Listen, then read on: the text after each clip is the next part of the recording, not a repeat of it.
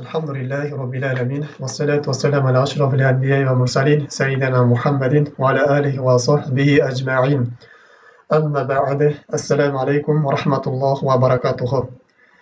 Урматтуу мусулман бир тууганым, бүгүн дагы сиз менен биз инсандын кыямат күнүндө тозоктон арылып, тозоктон нажаат таап, бейишке кирип калуусуна себепкер боло турган кээ бир ибадаттардын катарын толуктап өтөбүз.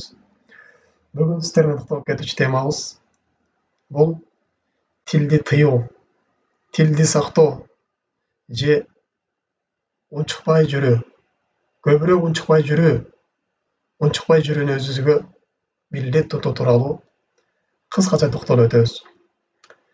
Урматтуу мусулман бир тууганым, бул тил Аллах Таала берген чоң неамат. Бул тил өзү кичинекей болгону менен бул тилдин кесапети өтө зор. Эгерде биз тилибизди жакшы жака иштеткен болсок, жакшы таат ибадаттарга, адамдар ыраазы боло турган, Аллах Таала ыраазы боло турган жактарга иштеп, жакшы сөздөрдү сүйлөп, жакшы нерселерди үйрөнүп, жакшы нерселерди башка бирлерге үйрөтө турган болсок, кыямат күнүндө биздин тозоктон кутулуп, бейишке кирүүбүзгө себеп болот. Ал эми биз бул тилибизди сактабай турган болсок, тилибизди бош кой берип жибере турган болсок, тилибизден чыккан нерсеге маани бербей турган болсок, ал Аллах Тааланын ачысын келтирип атабы, адамдарды капа кылып атабы, эмне жөнүндө сүйлөп атам деп биз маани бербей турган болсок, кыямат күнүндө бейиштен куржалап калдырып, Аллах Таала сактасын, тозокто төбөлтү калып кетүүсүнө дагы себеп болот. Анткени бул неамат менен инсан Аллах Таалага ыйман келтирсе болот. Бул тил менен инсан ширк, куфур сөздөрдү сүйлөп коет. Бул тил менен инсан кыямат күнүндө сооп иштерди аткарып туруп, таразасын толтуруп, таразасын оор кылып бейишке кирип кете алат.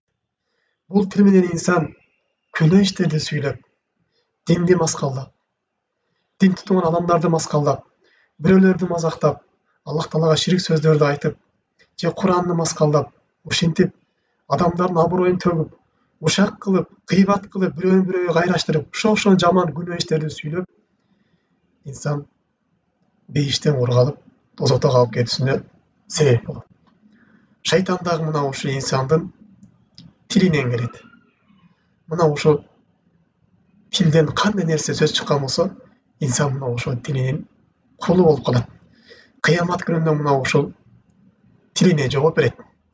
Тилинен кандай сөз чыккан болсо, периштелер бул нерсени жазып турат. Кыямат күнүндө сөзсүз түрдө мындай сүйлөгөн нерсенин баарын Аллах Таалага көргөзүп, жакшысын жакшыдай, жаманын жамандай Аллахтан эсеп кылса болот. Демек мына ушундай экен, урматтуу мусулман тууганым, бул тилге шариятыбыздагы өтө терең маани берген. Өтө жогорку деңгээлде көңүл бөлгөн. Пайгамбар саллаллаху хадисинде келгендей, Пайгамбар саллаллаху айтат, Муаз радиаллаху анхуга, Муаз радиаллаху анху Пайгамбар саллаллаху келтирип, "Эй Аллахтын элчиси, мени кыямат күнүндө бейишке киргизип, дозоктон алыс кыла турган амалдар тууралуу үйрөтүңүзчү" деп келген кезде Пайгамбар саллаллаху алейхи ва саллям Муаз радиаллаху анхуга таухид жөнүндө, Аллах Таалага шерик кошпой жалгыз өзүнө гана сыйынуу жөнүндө, намаз жөнүндө, зекет, орозо, хадж жана башка жакшылыктар жөнүндө Муаз радиаллаху анхуга үйрөтүп келе жатып, сөзүнүн аягында Пайгамбар саллаллаху алейхи ва саллям "Ала ухбирука би милаки залика кулли". Муаз, сага жакшылыктардын башатын, жакшылыктардын чучугун, өзөгүн сага үйрөтүп коеюнбу? Мына ушуну аткара турган болсоң, сен баардык жакшылыктарды утуп кетесиң деген кезде нере Муаз радиаллаху анху "Бала я Расулаллах", үйрөтүңүз деген Пайгамбар саллаллаху алейхи ва саллям ахваза би лисанихи, тилин чыгарып туруп, тилин өз колу менен кармап туруп, Муазга "Куф алейка хаза", "Эй Муаз, мынаны тыйгын". "Эй Муаз, мына тилиңди сактагын" деп Пайгамбар саллаллаху алейхи ва саллям көргөзсө дагы, анан Муаз радиаллаху анху "Я наби Аллах, ва инна ла муахидуна бима натакалламу бихи". Эй Аллахтын пайгамбары, биз кыямат күнүндө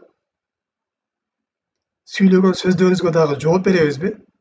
Сүйлөгөн сөздөрүбүзгө дагы Аллах Тааланын астында эсеп кылсап беребизби дегенде Пайгамбар саллаллаху алейхи ва саллям فقال ثقلت أمك يا معاذ. Ey Muaz, eneң жоғалтқыр Muaz, апаң жоғалтқыр Muaz. هل يكب الناس في النار على وجوههم أو على مناخرهم إلا حصائد ألسنتهم. Қиямат күні адамдарды жүзі менен тозаққа сүйреп кірген нәрсе. Қиямат күні адамдардың чоққысыменен тозаққа алып кірген нәрсе бұл тілдерінен сөйлеген кесепеттер емес пе? деп не Муаз радиаллаху анху жауап береді. Демек, құрметті мұсылман туғаным, біз емнен сөйлеген болсақ, ертең қиямат күнінде мынау ушул нәрсенин мөлмөсүн, мынау ушул нәрсенин жемишин тартабыз. Эмнени бүгүн эккен болсок, ертең қиямат күнінде мынау ушул нәрсенин түшүмүн көрөбүз. Хасоид алсинатигим деген бул тилдеринин мөмөлөрү дейт, тилдерин түшүмдөрү дейт. Ошо Ибн Раджаб рахимахулла айтат, эгерде адам жакшы сөз сүйлөгөн болсо, бул жакшылыктын уругун экти дейт. Эгерде инсан жаман сөз сүйлөгөн болсо, бул жамандыктын уругун экти, ертең кыямат күнүндө муну ошо нерсенин түшүмүн жыйнап алат дейт. Ошон үчүн пайгамбар саллаллаху алейхи вассалам ошо тилинен чыккан түшүмдөрүн себептүү мына тозокко кирип кетип атпайбы деп пайгамбар саллаллаху Муаз радиаллаху анху ушуп айтат.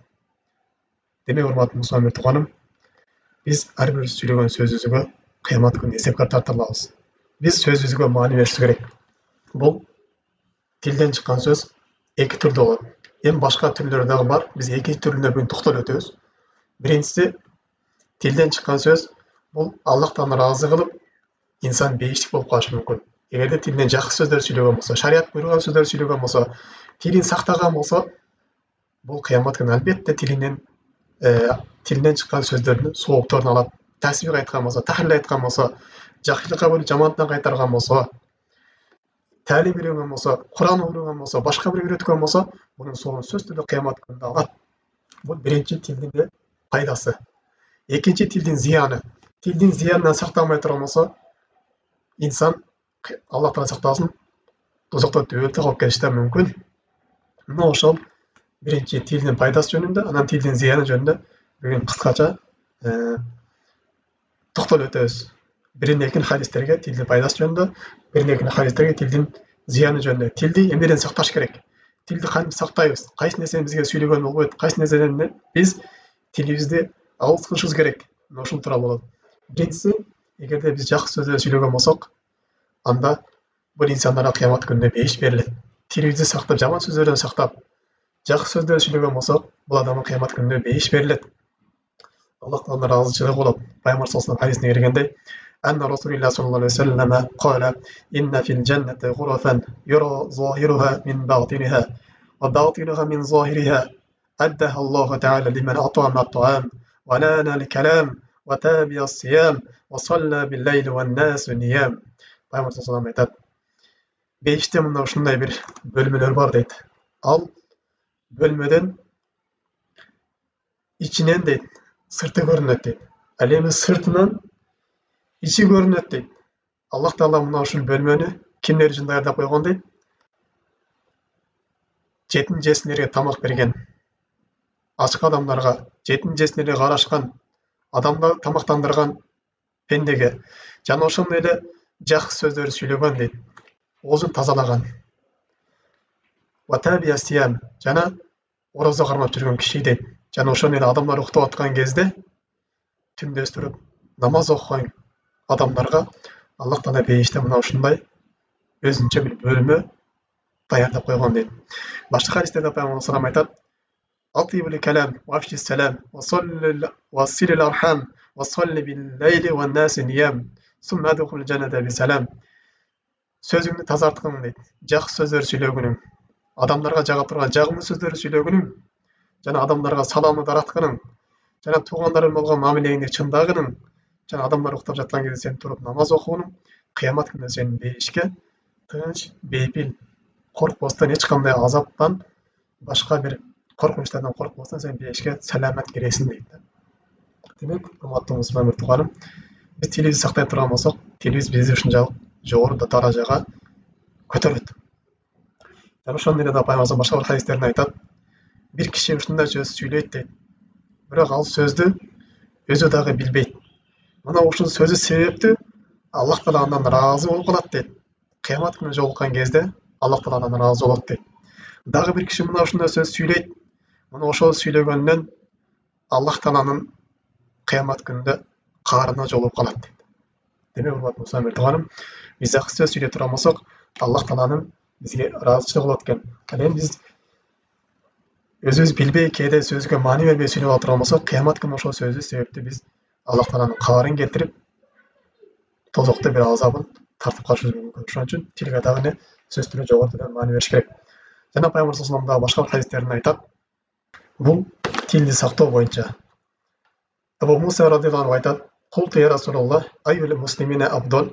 Ey Аллахтын элчиси, эң жакшы мусулман ким деп сурадым дейт. Мусулмандардын эң жакшысы ким дегенде Пайгамбар саллаллаху айтты дейт.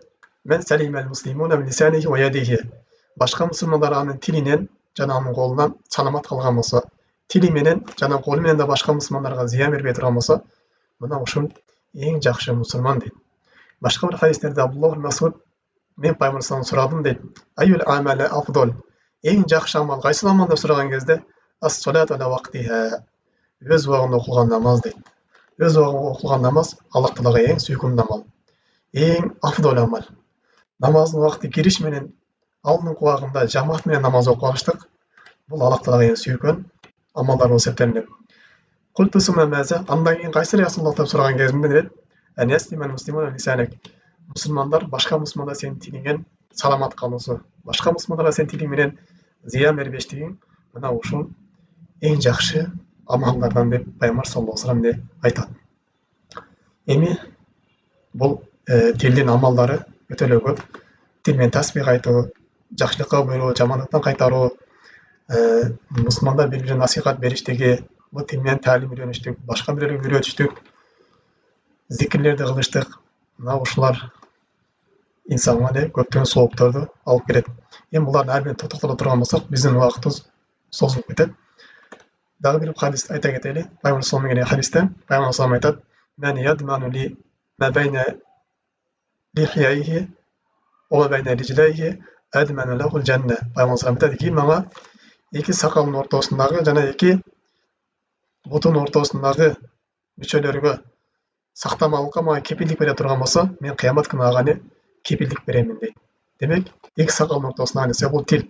Ким тилин сактай турган болсо, жана эки бутун ортосунда нерсе бул жыныстык мүчөсү, арам иштерин сактай турган болсо, Аллах Таала кыямат күнүндө буларга эмне кылам дейт. Пайгамбар саллаллаху алейхи ва саллям, мен бул адамдарга кыямат күнүндө бейиште буларга кепилдик беремин дейт. Демек, урматтуу мусулман тууганым, биз тилибизди сактамалыкка аракет кылышыбыз керек. Жана дагы ошо биз тилибизди сактамалыктын биргеликте эле биз тилибиз менен жакшы ибадаттарды, Куран окумалыкты, жакшы сөздөрдү, элдерге жага турган, Аллах Таала ыраазы боло турган жакшы сөздөргө эле адат кылышыбыз керек. Анткени биз жогоруда айткандай эле бул тилдин жакшы жактары көп. Эми тилди сактоо дегенде эмнеден сакташыбыз керек? Мына ошол тууралуу келе турган болсок, биринчи эле бул тилди сактаганда, тилди тийгенде Аллах Таалага куфр боло турган сөздөрдөн сактаныш керек. Аллах Таалага ширик келтире турган сөздөрдөн сактаныш керек. Бул кандай дегенде, Аллах Тааланы жокко чыгарыштык, Аллах Таала жок деп айтыштык. Же болбосо тил менен Аллах Тааладан башкадан дуа кылып сураштыктан сакташтык. Анткени дуалардын баары кимге кылынат? Аллах Тааланын өзүнө гана кылынат. Аллах Таала Куран Каримде айткандай: "Иннал лазина та'будуна мин дуниллахи لا يملكون لكم رزقا فابتغوا عند الله رزقا وأعبدوه واشكروه له إليه ترجعون." Албетте сен Аллах Тааладан башка бирлерге сыйынып жаткан нерсеңер, булар эч кандай силерге рызык алып келип бере албайт дейт. Силерге эч кандай бир пайда бере албайт. Эми мына ушундай экен, силерге пайда зыян бере турган, силерге рызык бере турган, силер кыйналган кезде силерге жардам бере турган Аллах Тааланын өзүнөн гана силер рызыкты сурагыла, жана Аллах Тааланын өзүнө гана силер ибадат кылгыла. Жана Аллах Таала силерге ошол рызык берген болсо, мына Аллах Таалага шүгүр иретинде силер ага ибадат кылгыла.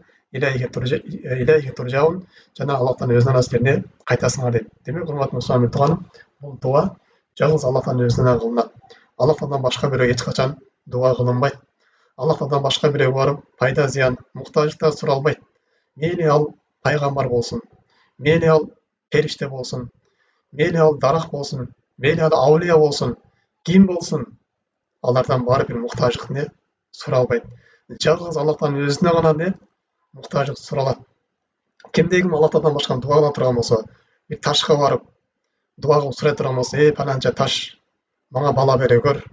Эй паланча таш, мени паланча муктаждыгым бүтүрө кой деп, таштан же дарактан же башка бир олиянын кабырына барып, ушинтип сыйынып дуа кылып сурай турган болсо, бул эмне болуп калат? Инсан ошо тили себептүү бул ширкке түшүп калат. Башкадан дуа кылып сураштык бул ширк, чоң ширк, инсанды динден чыгарып кое турган амал болуп эсептелинет. Ошон үчүн тилди бул Аллахтан башка бирөөдөн дуа кылыштан сакташ керек. Жана ушундай Аллах Таала башка бир аяттарынан айтат: ومن أضل ممن يدعو من دون الله من لا يستجيب له إلى يوم القيامة وهم عن دعائهم غافلون. Аллахтан башка бирөөгө дуа кылып, жалынган адамдан дагы адашкан бирөө барбы дейт. Албетте ошо Аллахтан башка бирөөгө дуа кылып аткандар, алар кыямат күнү үчүн алардын дуаларына жооп бербейт. Жана алар дуа кылып аткан нерсени алар укпайт. وهم عن دعائهم غافلون. Алар ал нерсени сезишпейт, билишпейт дейт. وإذا حشر الناس كانوا لهم أعداء وكانوا بعبادة كافرين. Эгер адамдар кыямат күнүндө бири-бирине чогулган кезде алар бири-бирине душман болуп калат дейт. Ошол барып бирөөнүн кабырынан сурап аткан болсо, бирөөнүн аулиянын рухунан сурап аткан болсо, булар не кыямат күнү барганда бири-бирине душмандашат дагы, бири-бирине өзү чагынышат дейт. Демек, урматтуу мусулман бир тууганым, бул биз тили менен дуа кылганда жалгыз Алла Тааланын дуа өзүнө гана болот экен. Андай дагы тили менен сактала турган нерсе бул Аллах Тааладан башка бирөөгө назир кылыштык. Назирден Аллахтан өзүнө гана назир кылыштык. Аллахтан башка бирөөнүн назир кылыштан сактаныштык. Жана ошондой эле дагы истигоса. Истигоса деген бул башка кыйын нерсе түшкөн кезде ошол жерден сактанып дуа кылыштык.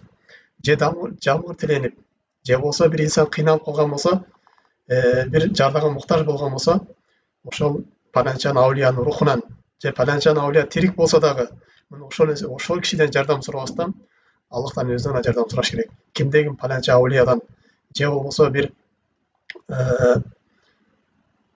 пайгамбардын рухунан же бир периштеден ушу башына кыйын түшкөн кезде истигоса кыла турган болсо, жардам сурай турган болсо, бул адам дагы болуп калат? Ширк кылган болуп калат. Ошон үчүн бул тилди ширктен сакташ керек. Дагы ошондой эле бул тилди сактай турган нерсе амалдардан истиада.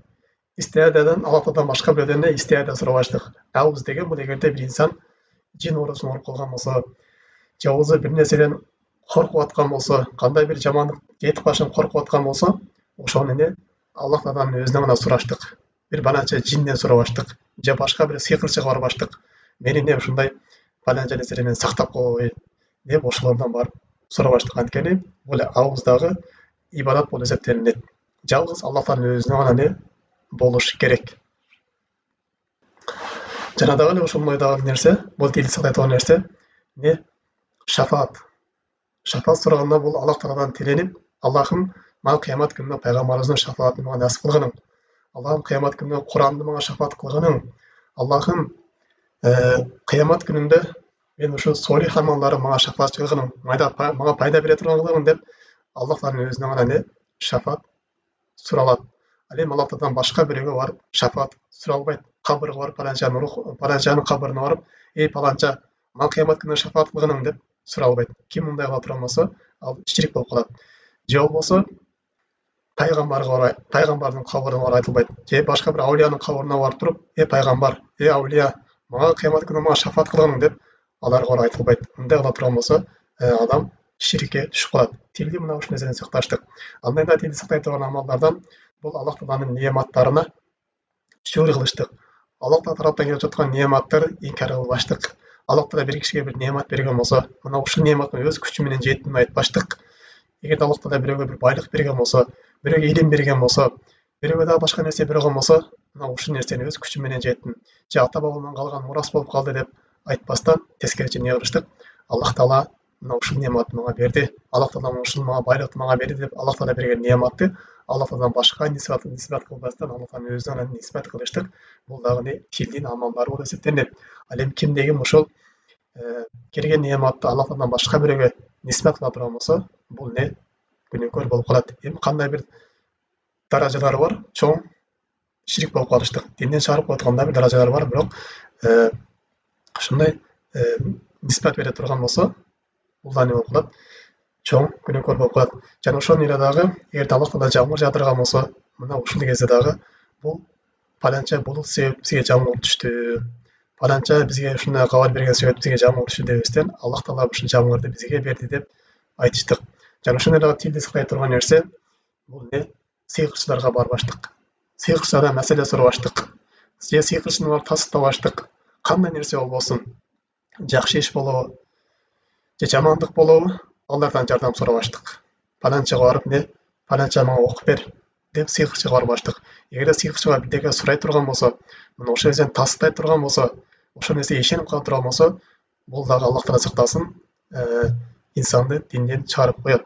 Жана ошондой эле дагы тилди сактай турган нерсе бул Аллах Тааланын сын сыпаттарын бекемдештик. Аллах Тааланын сын сыпаттарын инкар кылбаштык. Аллах Таала Кур'ан Каримде, болбосо хадистеринде кандай ысымдар менен сыпаттар менен Аллах Таалага айткан болсо, биз мына ушул нерсени анын кайфиятын сурабастан Аллах Таалага исбат кылабыз. Аны нафи кылбайбыз. Кимде Кур'андагы келген ысым сыпаттарды нафи кылган болсо, бул дагы не? Аллах Таала сактасын, Кур'анга каршы чыккан болуп калат. Пайгамбар хадистерин кайтарган болуп калат. Кур'анга ишенбеген болуп калат. Ошон үчүн Аллах Таала Кур'ан Каримде өзүн кандай сыпаттаган болсо, мына ушундай сын сыпаттарды не бериштик болуп не эсептелинет. Жана ошондой эле дагы тилди сактоо амалдарынан бул инсан фатва бергенде шариатка таянып, шариаттын негизинде бериштик. Жөн эле бир нерсени отуруп алып туруп, бул адал, бул харам деп айтып бербештик. Ким ушуну айта турган болсо, бул чоң күнөөкөр болот эгерде илимсиз айткан болсо. Ошон үчүн шариаттан сүйлөгөн кезде сөзсүз түрдө шариаттын өзүнүн эрежелери бар. Шариаттын өзүнүн фатва бере турган кишилери бар, өзүнүн алымдары бар. Мына ушулар фатва берет. Анан бирөө отуруп алып туруп эле бул мындай деп билбей ар кандай нерсени айтып бере турган болсо, бул да Аллах Таала сактасын, динден чыгып калышы ыктымал бар. Анткени Аллах Таала арам кылган нерсени эчтеке Куранга же башка нерсеге таянбастан бул нерсе адал дей турган болсо, мисалы үчүн зынаны Аллах Таала арам кылган ачык айкын эле.